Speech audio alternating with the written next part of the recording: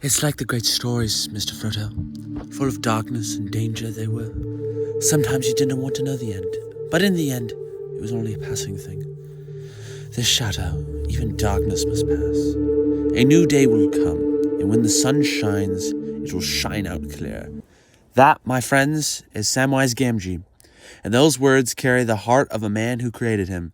J.R.R. Tolkien didn't just write fantasy, he built an entire world with its own languages, history, and mythology. But behind the legend of Middle-earth was a quiet, brilliant, and incredibly stubborn man who survived war, lost dear friends, and poured his soul into stories that shaped our culture over 50 years after his death. Born on January 3rd, 1892, in Bloemfontein, South Africa, sorry if I mispronounced that, John Ronald Reuel Tolkien, or as I jokingly call himself, the Tolkienator, had a childhood straight out of tragedy. When he was only 3, he, his mother Mabel, and his siblings sailed to England for what was supposed to be a long family visit. His father, Arthur, stayed to finish work, but sadly died of rheumatic fever before he could join them. Young Ronald would never see his father again.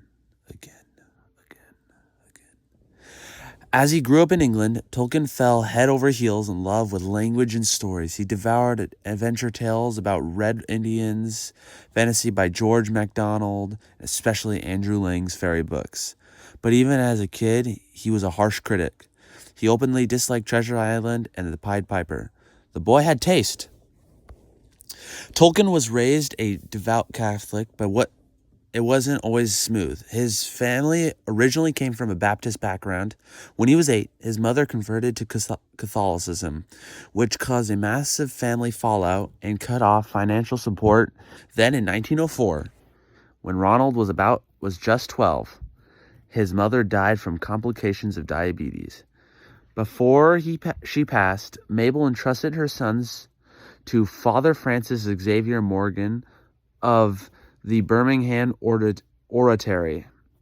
This kind priest became Tolkien's legal guardian and raised him as a strong Catholic. Father Morgan would remain one of the most important figures in his life. Tolkien's real superpower showed up early: languages. He taught himself Latin, Greek, Welsh, and a bunch more. Wish I had that ability. Ain't I right? He and his cousins even invented their own languages because normal kids just played outside, apparently. In school, at King Edward's, he and 3 close friends, Rob Gilson, Geoffrey Botch Smith, and Christopher Wiseman, formed a semi-secret society called the TCBS, aka Tea Club and Barovian Society. Yes, they named their elite creative group after their favorite tea shop. Absolute legends, bro.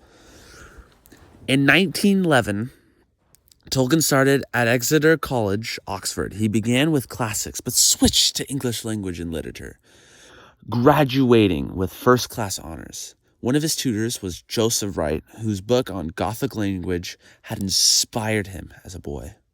But here's where things get properly dramatic. At 16, Tolkien met Edith Bratt and fell completely in love. Father Francis, being a responsible guardian, told him that he had to wait until he was 21 to court her, partly because Edith was Protestant. So Tolkien obeyed for 5 long years. 5 long years.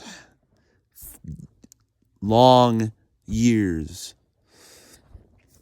But on the night of his 21st birthday, he wrote Edith a letter saying he still loved her. Her response?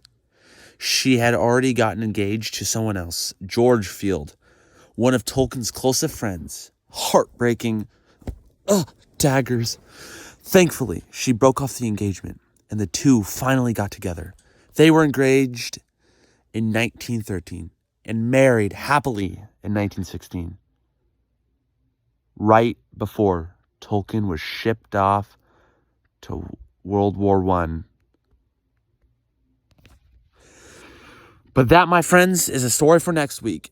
In the next episode, we'll follow Tolkien into the trenches of the Battle of the Somme, the experience that would forever scar him and deeply shape the dark corners of Middle-earth. So, if you enjoyed this, make sure to subscribe and hit that bell so you don't miss it.